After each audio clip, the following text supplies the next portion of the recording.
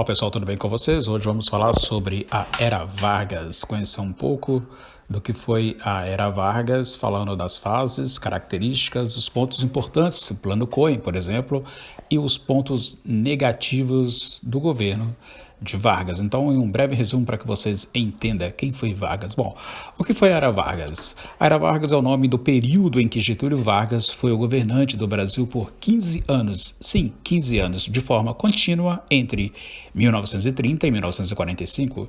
Esse período foi importante para a história brasileira por conta das inúmeras mudanças sociais e econômicas que Getúlio Vargas fez no país. A Era Vargas pode ser dividida em três momentos: governo provisório, que vai de 1930 a 34, governo constitucional de 34 a 37 e Estado Novo de 37 a 45.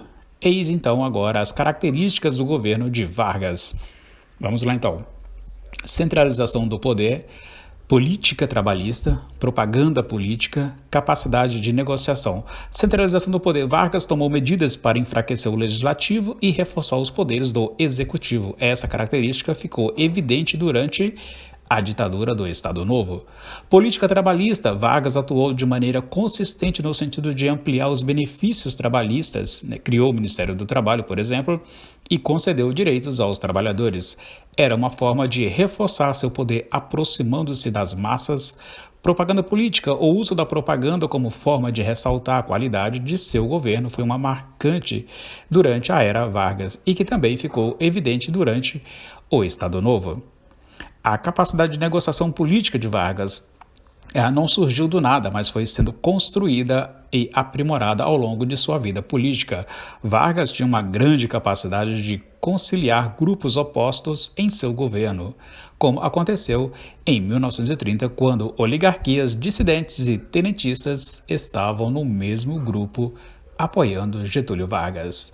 No contexto histórico, vamos lá então, no contexto histórico, para vocês entenderem de forma clara e sucinta, o Brasil vivia a chamada República Velha, ou República Oligárquica, onde o poder era centralizado e para poucos a presidência era alternada entre os grandes coronéis, cafeicultores do estado de São Paulo e os produtores de leite de Minas Gerais, a chamada República Café com Leite. O fim da República Oligárquica se deu com a Revolução de 1930, organizada pela Aliança Liberal em parceria com o Exército. Bom, realizações importantes do governo Vargas, vamos lá. Criação da CLT, consolidação das leis trabalhistas, publicou o Código Penal e o Código de Processo Penal, todos em vigor atualmente, concepção da carteira de trabalho, criação da Justiça do Trabalho, férias remuneradas, concepção do salário mínimo, estabelecimento da semana de trabalho de 48 horas, criação do descanso semanal remunerado.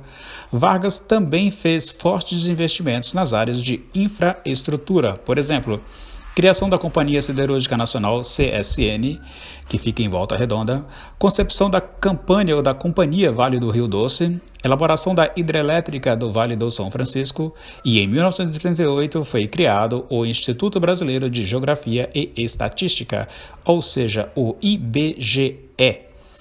Pontos negativos do governo Vargas, pessoal. Anotem aí para você não se esquecer.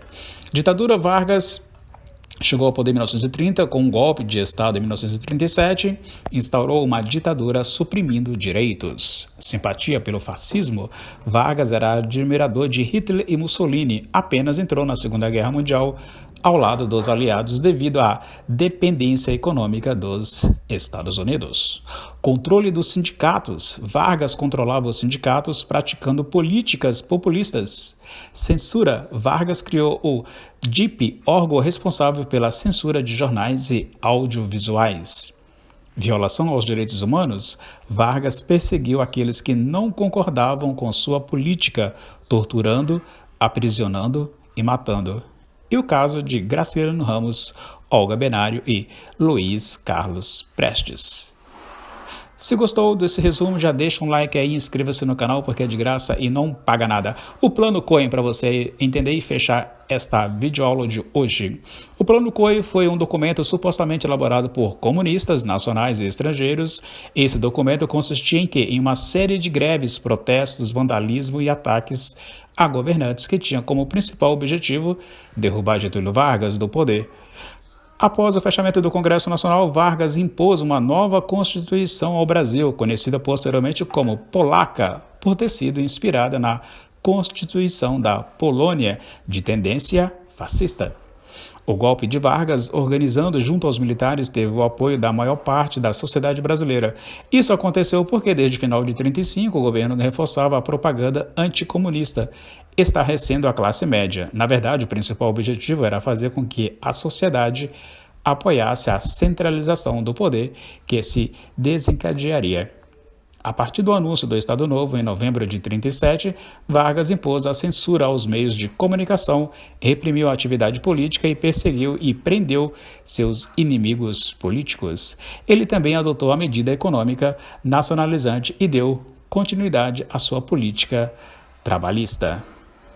Eis um resumo da era Vargas, fases, características, planos importantes e pontos negativos. Se você gostou, deixe o seu like, deixe o seu joinha, inscreva-se no canal e boa sorte no vestibular. É isso, eu fico por aqui.